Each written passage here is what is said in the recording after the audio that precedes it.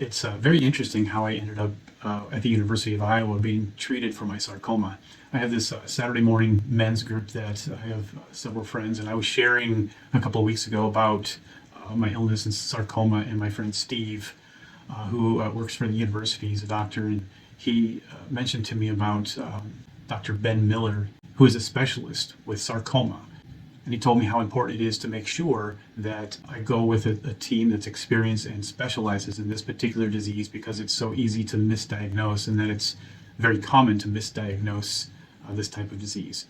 My doctor was going to send me to a hospital in Cedar Rapids when they found out that they believe it's sarcoma, and they wanted me to do this soon. I mentioned Dr. Ben Miller's name to the nurse on the phone, and she had mentioned, well, the University of Iowa usually is pretty slow to get people in, and we need to get you in right away.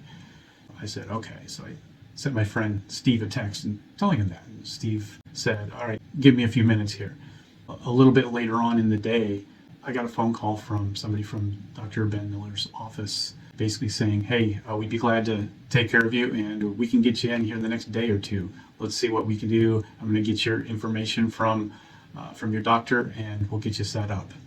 So I was very thankful of that. 2 days later, I was able to get in and to be seen by Dr. Miller. They began getting me tested and helping me get right on this as fast as possible. Meanwhile, about a week later, the clinic in Cedar Rapids had called me and said, hey, we're calling about an appointment.